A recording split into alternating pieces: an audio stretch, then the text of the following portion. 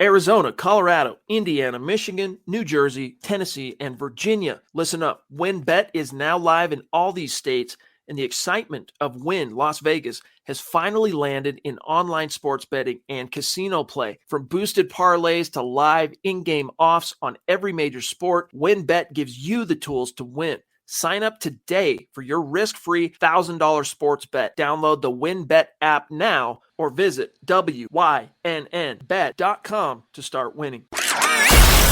You're listening to the Huddle Up Podcast with Chad Jensen and Zack Kelberman. Join Broncos Country's deep divers at milehighhuddle.com and sound off. And now it's time to drop some knowledge.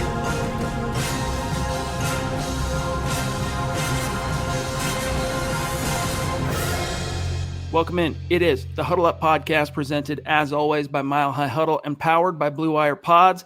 I'm your host, Chad Jensen, and with me is my fellow football priest, who you know, who you love, Zack Kelberman. Zack, not a lot of news today. There were a few transactions on Tuesday. There was a workout that we can talk about. The Broncos are working out a veteran safety. But the first thing I want to get your take on here, my friend, is the updated injury situation. It looks like the Broncos are going to have at least one of their injured starting offensive tackles back for the Chiefs.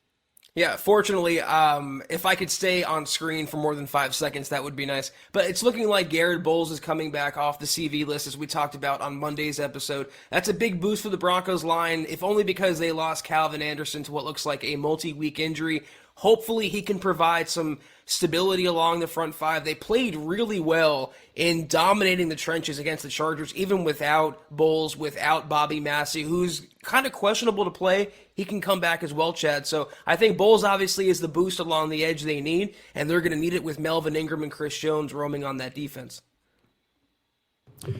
Yes, indeed. Yes, indeed. Bobby Massey, for what it's worth, he still has a chance. He still has a chance to play this week. So he was listed as a limited participant, Bobby Massey. So I'll take that as a silver lining development, Zack. The Broncos haven't had their starting tackle duo since week 8. I almost forgot that Garrett Bowles, last game he appeared in was week 8. That was the Washington football team game. And then you had Calvin Anderson starting his place in the Dallas game alongside Bobby Massey. And that's when Bobby Massey went down. And so they've been kind of, trying to make hay since then. Yeah, and I don't know what it says about Garrett Bowles, and I might hop out in a second, Chad, just to refresh my browser here. I don't know what it says about Garrett Bowles, though, that if you've barely noticed his absence now in 5 weeks. So if Calvin's doing a good job on the left tackle spot, it's good that they have someone that can step in Bowles' place, because Bowles hasn't been the superhero blindside protector, the great left tackle like we saw last year, Chad. He's been a little susceptible this year to penalties, to sacks, to pressure, so it's nice that someone stepped up in his stead. Listen up, Broncos country. TickPick should be your first choice to buy football tickets because they save fans money by never charging any service fees ever. TickPick is the exclusive ticketing partner for the Huddle Up Podcast and the Blue Wire Network. Denver Broncos football is finally back, and there's no need to exhaust yourself searching all over the internet to find Broncos tickets anymore, because TickPick, that's TickPick, is the original no-fee ticket site and the only one you'll ever need as your go-to for all NFL tickets. TickPick got rid of all those awful service fees that the other ticket sites charge, which lets them guarantee the best prices on all of their NFL tickets. Don't believe it? If you can find better prices for the same seats on another ticket site, TickPick will give you 110% of the difference in the purchase price. That's right, guys. When we were searching for tickets for the MHH meet and greet for week 3 at home, Broncos versus Jets, TickPick had us locked down. So visit tickpick.com/huddle today and use the promo code HUDDLE to save $10 on your first order of Broncos tickets. Let's see if, as we're waiting on Zack, let's grab a super chat or two. We've got the Aviator in the house. What's going on, Shane? Good to see you, my friend. He says, evening, Chad and Zack. I have a good feeling for the Chiefs game. What do you think we would need defensively to win? Man, there's 31 other teams in the NFL asking that very question anytime the Chiefs are drawn on the schedule. And I'll tell you that the best thing that you can do is get home with 4 rushers and play coverage. If you can do that, it's your best bet. Yeah, and we got Zack back in the house. What's up, bro? Let's see if it works. Fingers are crossed. They're asking what's the best way defensively to beat the Chiefs. And I'm saying, look, rush 4. Shane is asking, rush 4, play coverage. If you can get home with 4, then it's a recipe to succeed. Try and keep 2 safeties deep when you can. But if you have to start bringing more than 4 guys to get to Mahomes, you're going to get picked apart.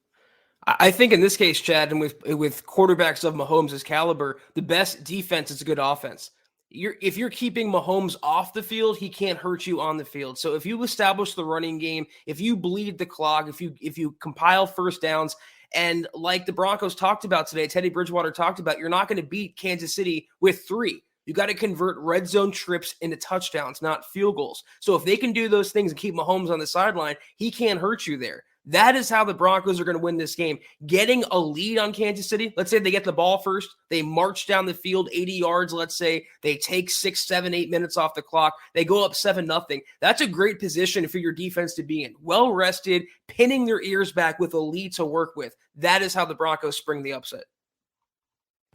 That's right. And hey, that's something even Teddy echoed today. Hey, how do you contend with a quarterback like Patrick Mahomes, who he described as awesome? By the way, thank you, Dylan, for helping us remind everybody. If you respect the effort, maybe you don't agree with every word that comes out of my mouth or Zach's mouth or Scott or Nick or whoever. If you at least respect the effort, give this video a like, share it out there. It helps us out a lot. But Teddy Bridgewater called Patrick Mahomes awesome, which he is awesome. It's unfortunate that he's in the Broncos. we got some schizophrenic camera stuff happening right now, but yeah, we'll get her figured out. But he said, look, you got to get 7s. You got to get 7s when it comes to the Kansas City Chiefs, and you can't settle for 3. It's as simple as that. When the Broncos have been able to limit Mahomes, that means keeping him on the sideline because your offense is being productive and score some points along the way. That's when they've come the closest to beating the Chiefs. You think back to the first game against the Chiefs during the Keenum season, right? 2018. That game was the high 20s is where the final score came. Broncos had the Chiefs dead to rights. They were going to win that game. Zach, if Case Keenum does not sail a pass over Demaryius Thomas's head wide open down the right sideline, that's a touchdown. That's the Broncos win that game. Unfortunately, he did, and the rest is history. So, it comes down to keeping Mahomes on the sideline if you can, but unfortunately, scoring points, baby. I don't think I sacrificed the appropriate animal to the football gods this week, Chad. I might have to hop out and switch to a different camera so this doesn't happen because it's impacting. Yeah, it's all good. Well, if you want to do that real quick, we'll see what's on everybody's mind. I mean, we might do the drawing. We're good right now. All right.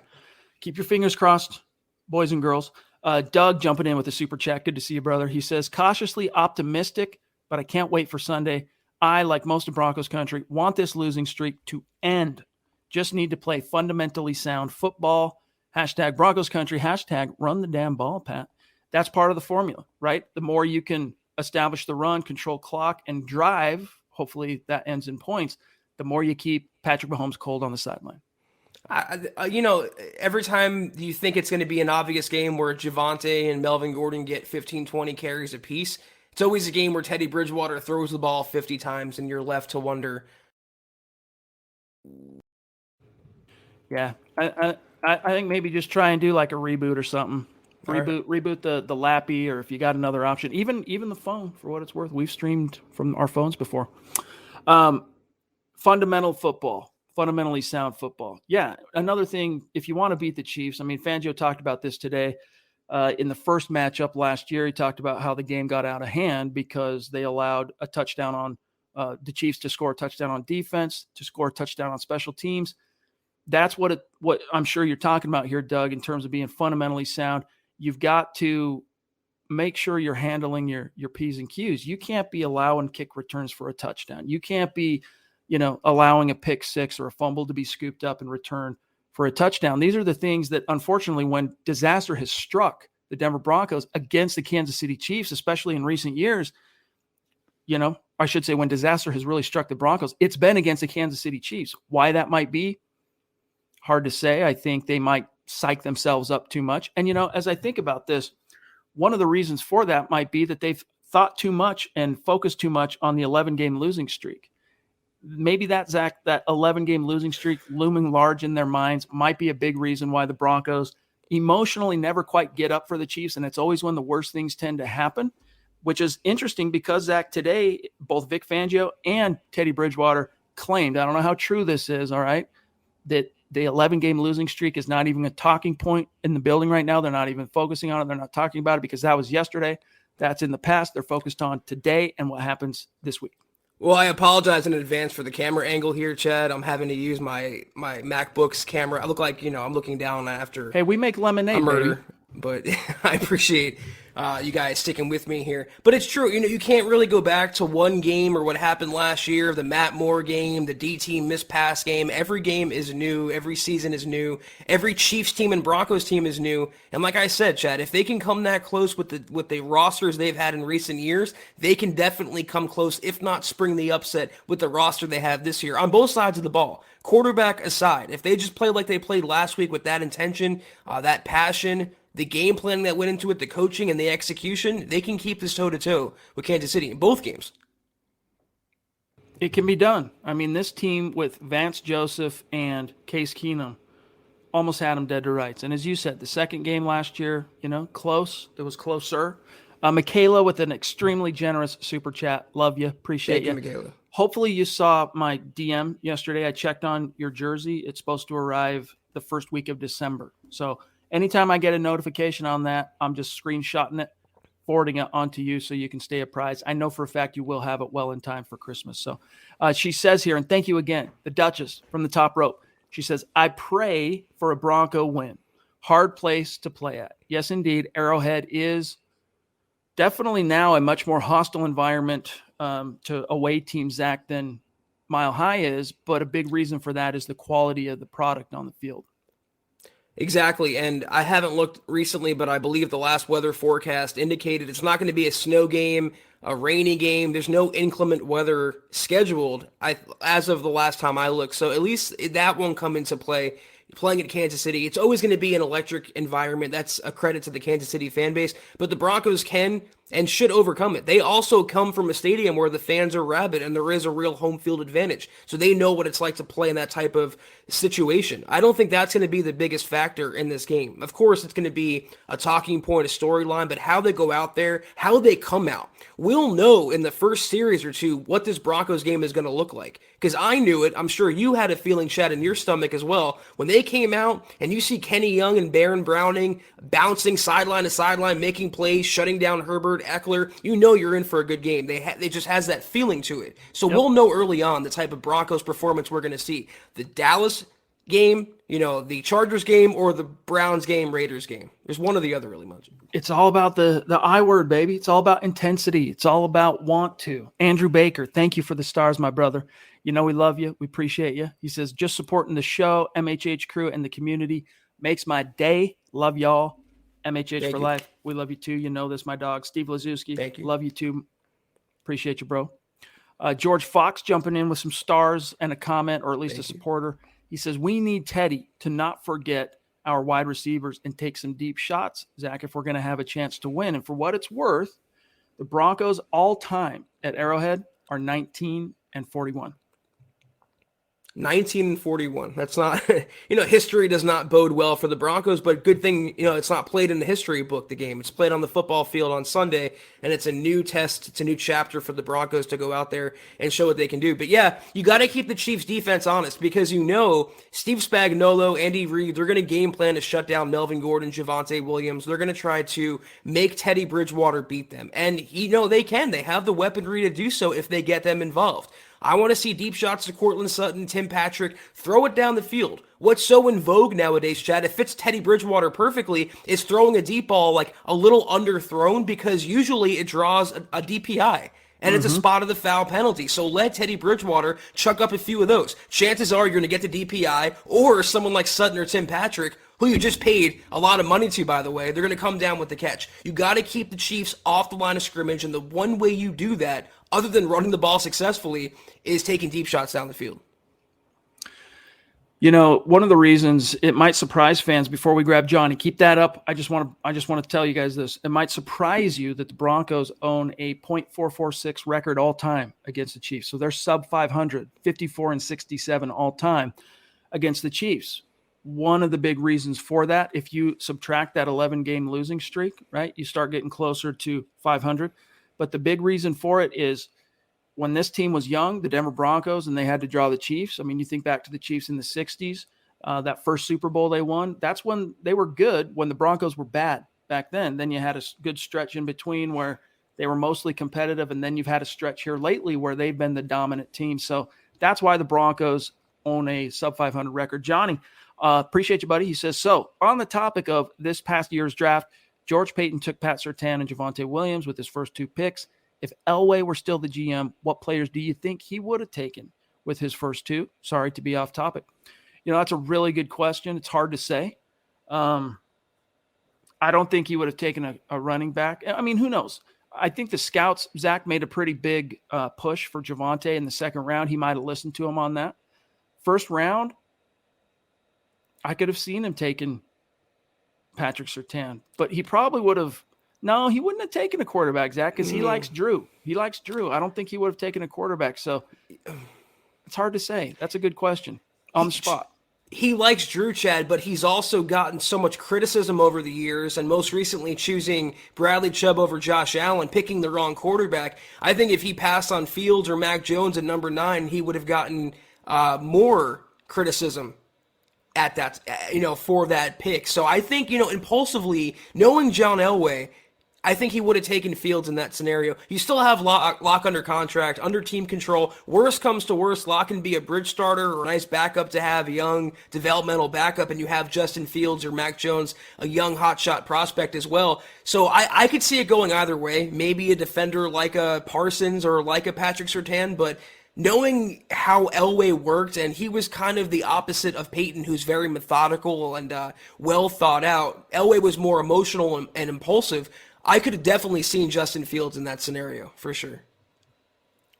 In some, remember the what was that TV show called Fringe, where you've got like 2 different worlds and 2 Earths in a different dimension, and there's same people on each planet in the 2 different dimensions, and one guy might be a pharmacist in this life, and he's an FBI agent in the next. Who knows what that version of John Elway would have done in the 2021 draft? Jeff Hines, good to see you, buddy. Thank you, appreciate you. You the man. We do love it that you're with us here tonight. And I'm just scrolling here, looking at some of these comments. Casey Nickel, wow, thank you, bro. That is a huge, huge, huge super chat, and we appreciate it. And by the way, guys, November begins or is over. December begins anew. We got a new contest, new giveaway. All right. So the same thing stands on YouTube, and it looks like Michaela and Casey Nickel are getting out in front, Zach, for the jersey of their choice in the month of December. But Casey says, a shot at first in the AFC West this Sunday. Who would have thought the Broncos would this part of the season be in position? This is the game to measure where Denver truly is at. By the way, resign. Anytime I see it, in media, you learn that you don't type out if you're going to say resign, you type it with a little dash. Get that dash in there. Get that dash. Kenny Young, curious to see the ripple effect from the Von Miller trade. Yeah, there was a nice article today, Zach, from Kenneth Booker at milehighhuddle.com talking about, hey, maybe the Denver Broncos have found their off-ball linebacker duo of the future in Baron Browning and Kenny Young. Yeah, I'm on completely that same mindset as well. I actually had a tweet earlier today. Today would be a great day to extend Kenny Young because he's only going to get more expensive as far as I'm concerned. If he plays at the same level in which he's been playing the last couple of weeks, he's only going to get more expensive. Unrestricted free agent after the season, I would lock him down right now. They did the same thing with Sutton Patrick. Now devote a little more to the defensive side of the ball. Kenny Young is the linebacker of the future. I definitely agree with that. Casey, thank you so much, by the way, for your generosity. You are amazing. And I was laughing, Chad, because Jay here was very astute. I'm gone for a couple days. Chad shrinks, Zach gets taller. Made me laugh. Thank you, Jay. Well, here, I'm actually visiting family this week.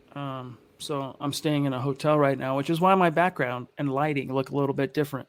But hey, rain, sleet, snow, travel, nothing prevents camera problems. Nothing prevents us from showing up when it's our time, Zach. Casual Wednesday. Yeah. There you go. Okay. Let me see here really quick. I want to just shout out Big Earn. Good to see you. How are you, my friend? Also want to shout out Albert Knoppers and his great wife, Michelle. Good to see you in the chat, my friend. Mark Lindemood, appreciate you being with us, big dog. Zach, how much do you buy, though, the notion that the Broncos aren't even talking about this unfortunate distinction of being 11 straight losses, of course, to the Kansas City Chiefs, which Fangio said, and then when Teddy Bridgewater answered it the same way, I actually kind of thought there might be some truth to it, because maybe that's what one of the things emotionally they're trying to do different this time is maybe Vic Fangio and the staff have harped hard on the fact that, hey, we keep losing. We're on a losing streak. We got to turn it around. Maybe they're trying something different this time by not mentioning it, just focusing on the task at hand instead of the water under the bridge. And well, first of all, Teddy Bridgewater, in that sense, he's a puppet, Chad. He's a loyal soldier to Vic Fangio. He's going to repeat the marching orders that Fangio said. So if Fangio's saying, listen, the history is the history and the past is the past and we have to look forward, Teddy's going to repeat the same thing. But I tend to agree with this approach as well. You know, when you talk about something and you ruminate and you devote so much emotional and mental energy to it, you keep it alive in the universe, Chad. And, you know, I know I sound like I'm quoting the secret right now, the book, but thoughts are things, and it's true. I mean, if you want to move past something, you've got to stop devoting energy to it. So if the Broncos don't want to lose any more games to Kansas City, you got to stop talking about losing games to Kansas City. So I like this approach. It's a new season, like I said, new chapter, new team. Go out there and rewrite the new history, rewrite the new chapter in the Broncos-Kansas City rivalry. Guys, we do have a new goal, all right, on Facebook. We'll talk more about it here in just a minute when we get the names have already been drawn to win a little extra swag, a little MHH care package from our Facebook community, those who continue to support from November 18th till the end of the month. And then, of course, Zach, we got to do the drawing for the Super Chat Superstars, the top 5 finishers at the end of last month. We're going to do that here in just a few minutes. Another thing here, Zach, let's talk about the fact that the Broncos made a couple of signings on Tuesday. They signed a couple of no-namers, kind of running back, an offensive guard. I can pull it up, but your take right when we were about to go live, what you said in the green room about what the heck is this team doing, signing another running back? Explain that to people. I mean, Kareth White, is that his name? Yeah, I mean, very distinctive name. Apparently, they like him for his special teams prowess, what he can do on kick returns, but isn't that why you signed Mike Boone? Isn't that the reason why you got rid of Phillip Lindsay and got Mike Boone in the building for his multi-dimensional ability on offense and specials? So I don't know what they need another running back for. They're not giving enough touches to the running backs they have right now in Melvin and Javonte, but I can't beat up the Broncos too much for a practice squad addition. They also signed an offensive tackle, which I thought was smart considering the injuries they have there. And they also worked out veteran safety Adrian Colbert, and he has some starting experience going back to 2017. So it's just Peyton. I like what you said, Chad. Transaction Tuesday at Dove Valley. That's what George Payton has been known to do. He's always churning the back end of the roster, and that's just another earmark of a good general manager. He's really, I mean, it's common around the NFL, of course, Tuesday, because it's by this point, the waiver wire has kind of resolved any claims that were made. Now we know who it is, and those who pass through waivers can then be made, offered and signed. But let me just tell you guys really quick, but Peyton's been particularly active on Tuesdays. Let's quick update on who the Broncos signed. Adrian Ely, 6'6", 320-pound rookie tackle out of Oklahoma. He was a former, even though he went undrafted, Zach, he was a former 2-time second team All Big 12 selection. And then you've got White, the running back, 5'10", 204 pounds out of Florida Atlantic. He's been in the league a couple of years, and to his name, he's got about 24 carries and 122 yards in the league. He's averaging over 5 yards per clip. Small sample size, but that's intriguing. But this is the only thing I can imagine, Zach, why the Denver Broncos might have signed him. He's got some kick return chops and some third phase chops that if they need to as a game day elevation, if they're kind of weak at something on specials, depending on how the injury report's looking, they can call him up. I think the next sentence, if you highlight that, it occurred to me why the Broncos brought him aboard. 2019, there's some familiarity. Vic Fangio might know someone in the Chicago Bears scouting department organization that got the green light on him, the scouting report on him. But yeah, it could be special teams, could be, I don't know what. I'm just curious as to why they signed Mike Boone, got rid of Phil Lindsay. If you want that third dynamic running back, he hasn't gotten more than a handful of touches, if that, this season, Mike Boone. So, curious signing as far as I'm concerned. Offensive tackle, not so much, again, considering the issues there. And again, they worked out a safety, and no surprise because, well, somewhat, they have Caden Stearns, Jamar Johnson, PJ Locke. But again, practice squad visits, you can't criticize too much. I want to talk more about the safety that they are working out. But first, we got to grab the Duchess jumping in again. Thank you, my friend. She says, hashtag get Lindsay back, LOL. Philip Lindsay, he seems to have landed on his feet, but time will tell. Awful destination for Philip Lindsay landing in Miami. I mean, theoretically, there's upside to that starting job, but they have a committee approach with like 4 running backs right now. They have Myles Gaskin looking really good. They have Ahmed looking pretty good there in Miami as well. He needs a clear-cut shot, but I don't know that he's ever going to get it at this point unless he goes to a team that's just ravaged. I thought Baltimore would be a good spot for him, but he is what he is. I'm not talking about his departure so much as the addition of Mike Boone. You signed a third running back. Use the third running back if you want to go that route, but preferably use your second-round rookie who's looking like a future superstar. Scott makes a good point here on the whole topic of, well, maybe he was signed for his returner chops, averaging 18.9 yards per return in the league. Not so good, right? That's nothing that you really write home about in terms of, ooh, we got to get this guy.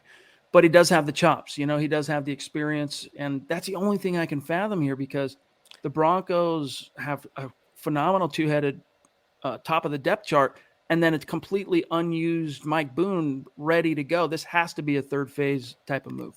And you know what? They've done this. It's a good point. They've done this the entire offseason and season by placating Tom McMahon, churning out talent to that side of the ball to cover up for his incompetencies, Chad. It seems like they might do that to bolster the coverage unit, the return units, because they're so bad under Tom McMahon. All right. We're going to grab Jeremy's comment here, and then we're going to reveal the winners. So, as you guys know, we already announced and raffled the winner of the Facebook jersey, all right? But we still got to do Super Chat, YouTube, all right? And then a few other care packages, plus Apple Podcasts. There has been a randomly selected winner for that as well. Now, because I'm on the road, I don't have all the cut up. I did it right before I left. I didn't film it, but you just have to trust that randomly selected. Jeremy, appreciate you, buddy. He says, what's up, fellas? I love how this team is shaping up. I was saying extend Tim Patrick back when it garnered a chuckle from y'all. For what it's worth, I'll agree that I was like, Zach's always been on that train about Tim Patrick.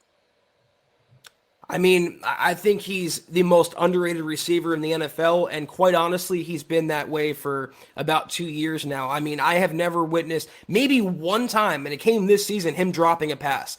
His catch radius, his hands are a thing of beauty, and it's so rare in today's NFL to be that sure-handed and that consistent. I love Tim Patrick, and of all the players to get their deals, there's players around the NFL that you are happy they get paid. Tim Patrick is one of those guys, considering what he's been through. Shelby Harris was another, but Patrick's backstory, what he's contributed to the Broncos, I was so happy he got that bag. Well deserved. All right, guys, we're going to start with Apple Podcasts, all right? For reviews, 5-star reviews made in the month of November. Randomly selected is JC Bio, JC BYO, JC Boy, I don't know.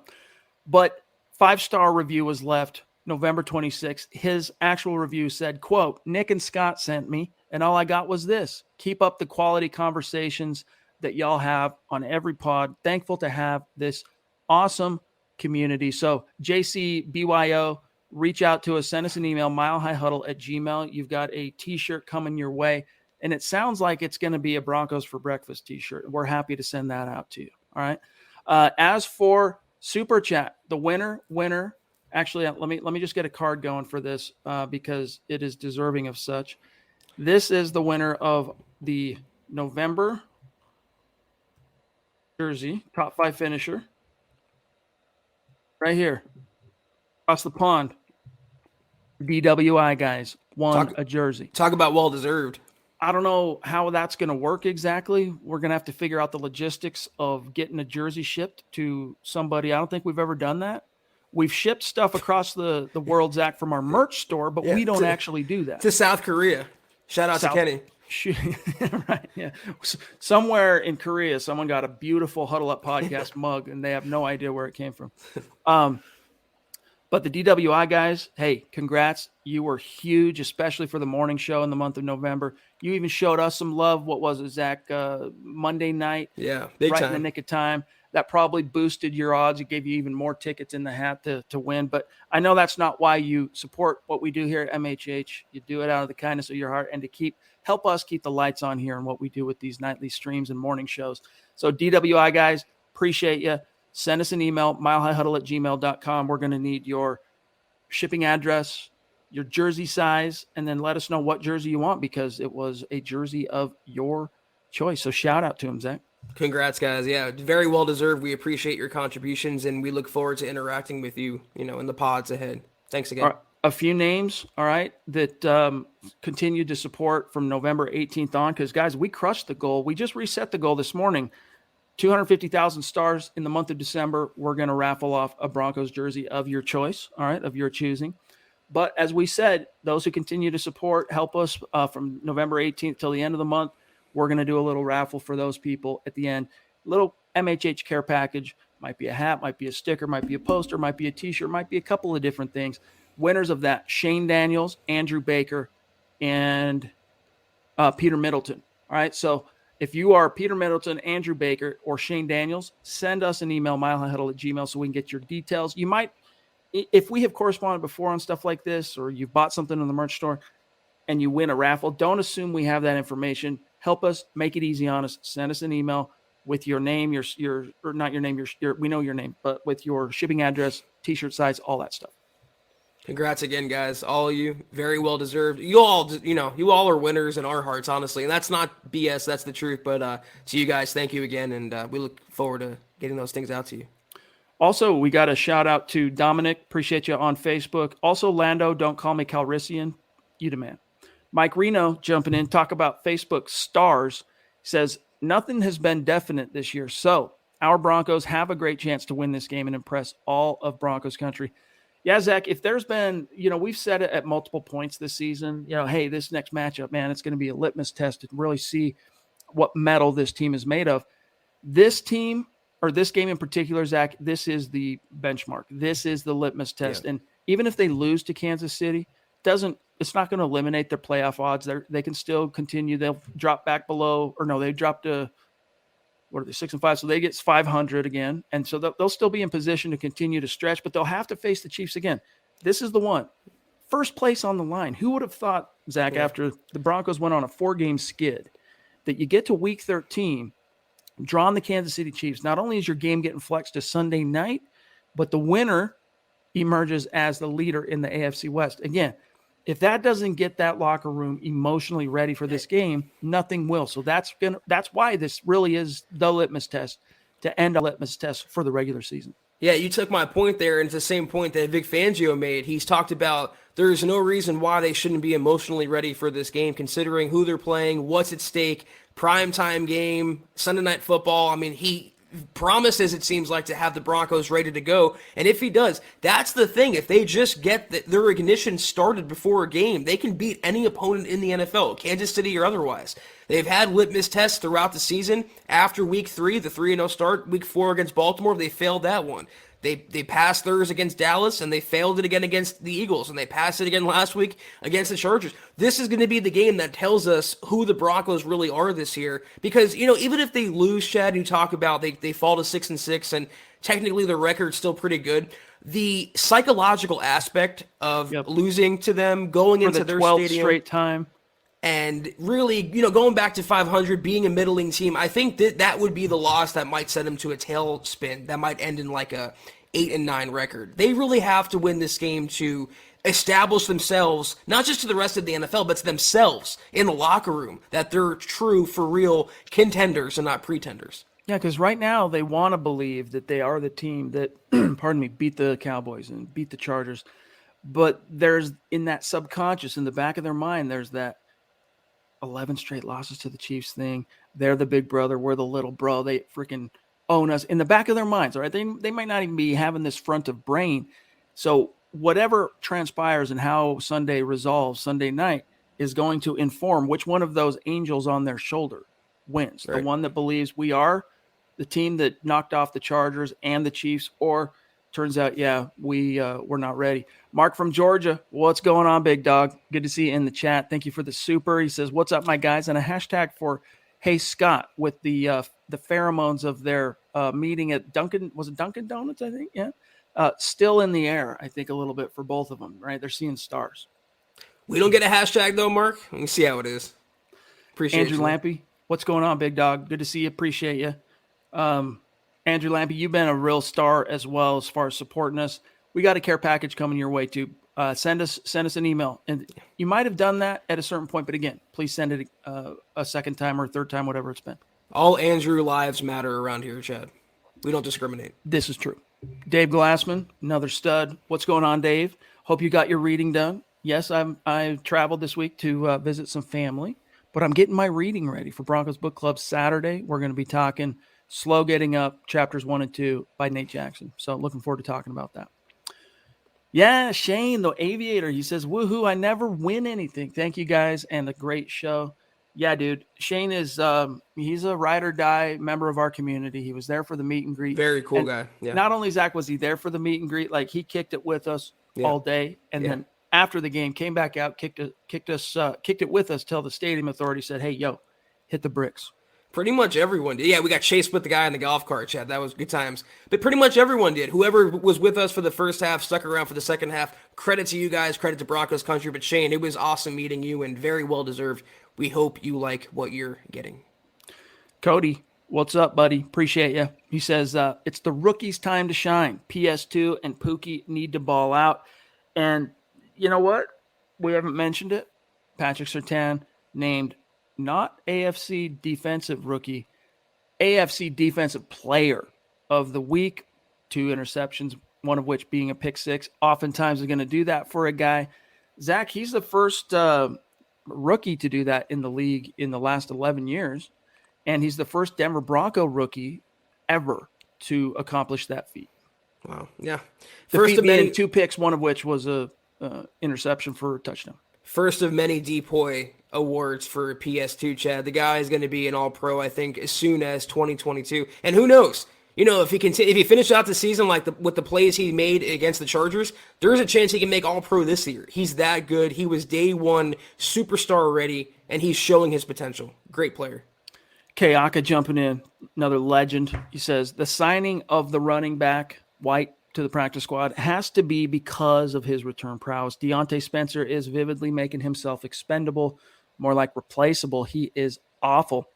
Yeah, we didn't foresee him making the roster this year, and yet he did, Zach. And so far, he's been pedestrian. The first year he was here, 2019, Fangio's maiden season, he was solid. Was he great? No.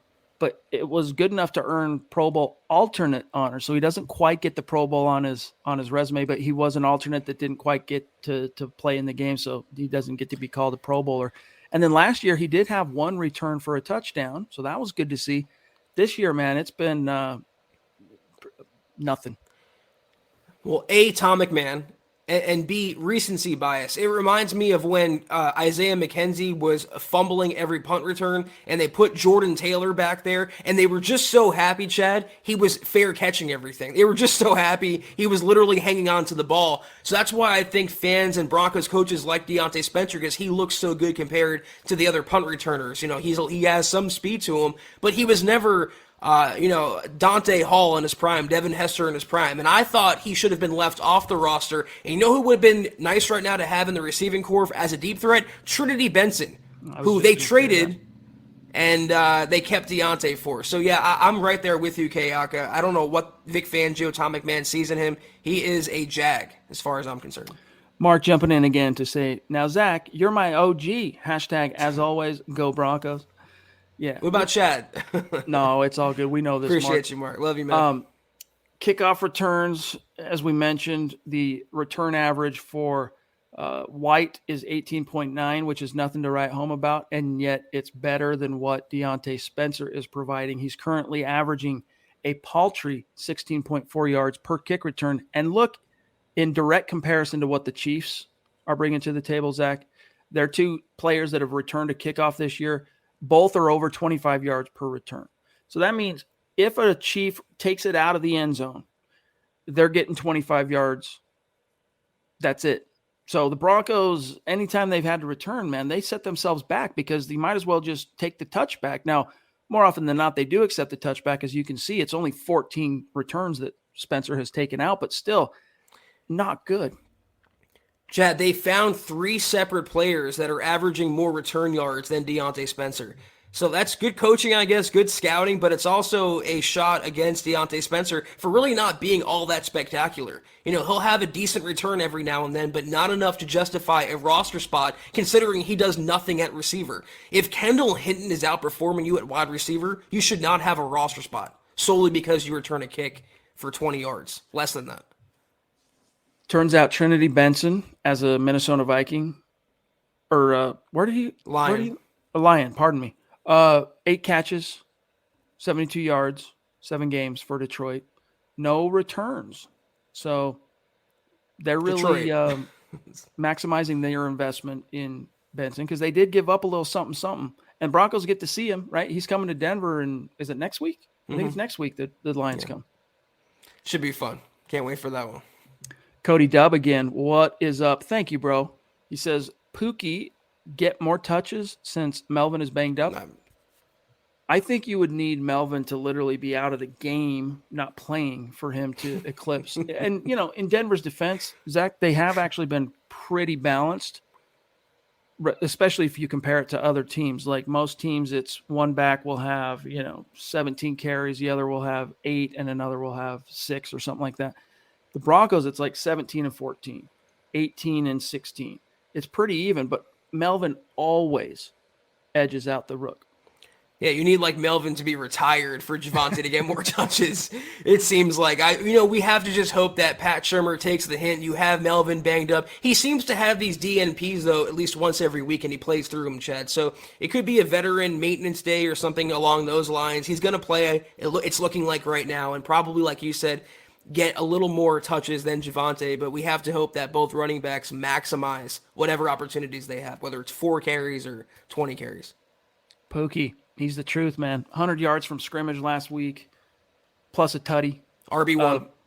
Andrew Baker says, RB1. Thanks, y'all. This community is the best. Plus, God bless MHH and all the crew. Go Scott, Chad, Zach, Nick, Carl, Luke, Eric, Lance. Covering all the bases like a true politician. We appreciate you. We got one here, Zach, from Joseph, who says, I remember when this podcast first started, some people were all mad at Chad for adjusting his glasses. Look how far we've come. Yes, indeed. Y'all get mad over everything. Once in a while, people would complain, Chad's always touching his glasses. You know what it was? And it still is. It's not a nervous tick. It's a thinking tick. When I'm like on a thread or something, I'm touching my eye or my glasses, or I'm, whatever I do, like my hands are doing something, it helps kind of grease the wheels, so to speak.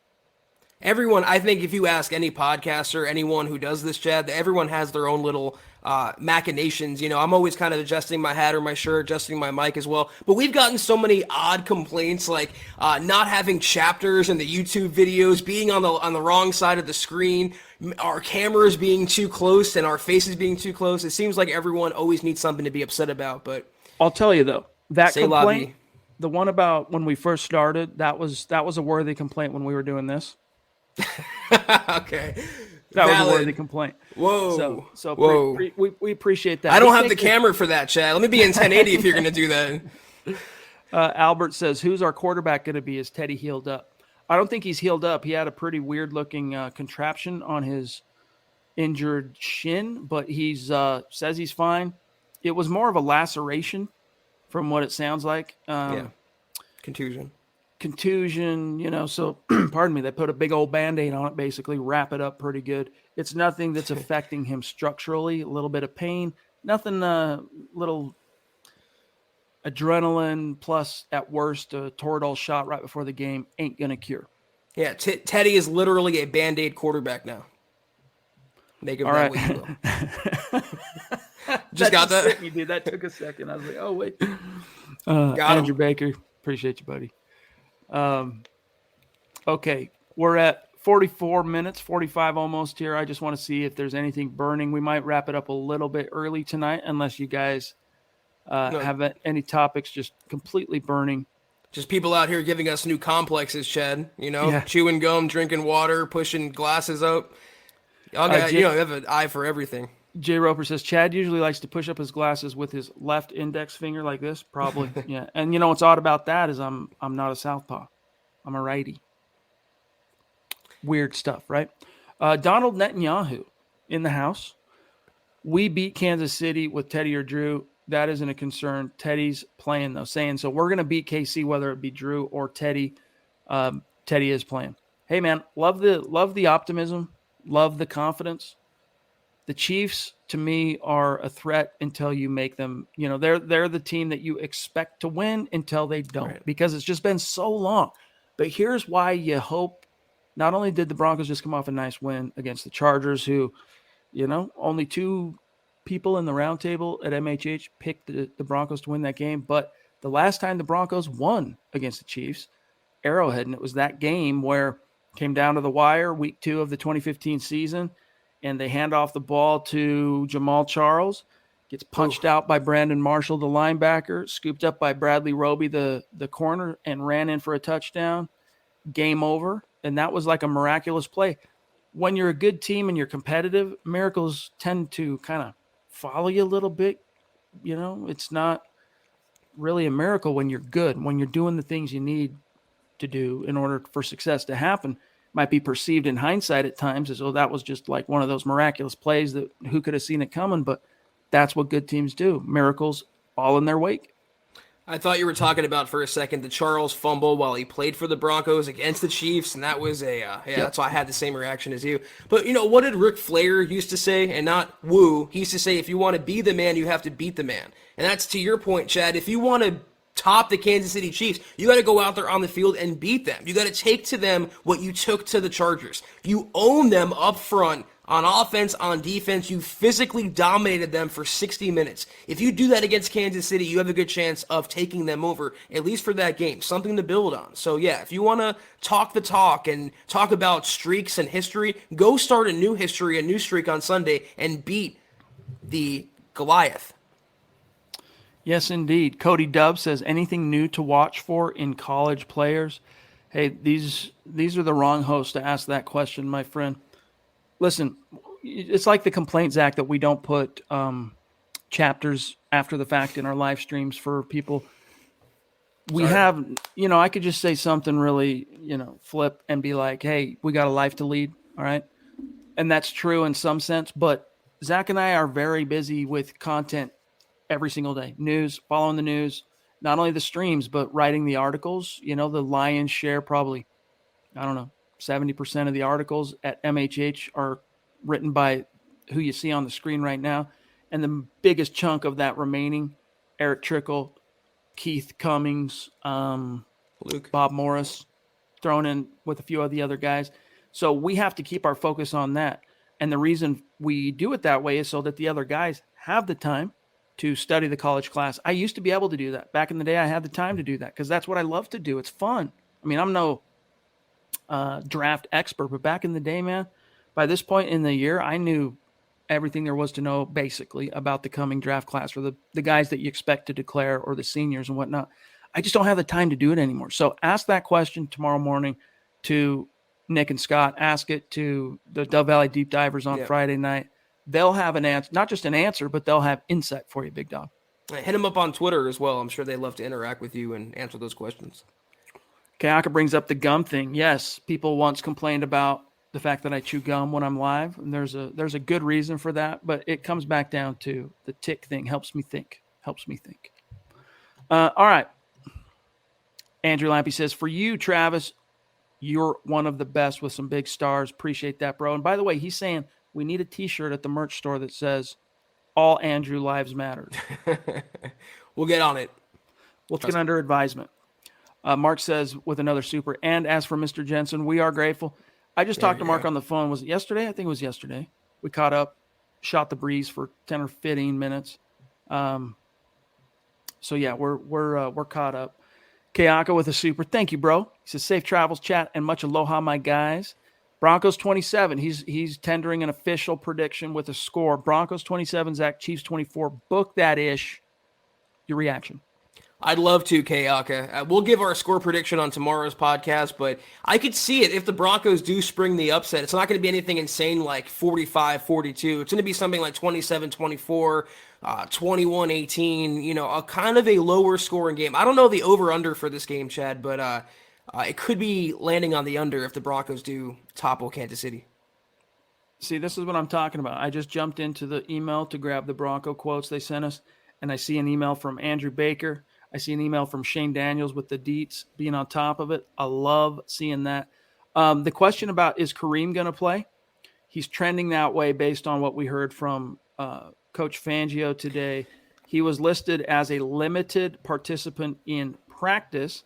And then what Vic actually said, Zach, about Kareem Jackson is on whether give us an injury update, Coach, on Kareem. Quote, he should be good to go. He's here. And he's on the injury report, but limited. He's going to practice today. So unless, what is he, 33 now?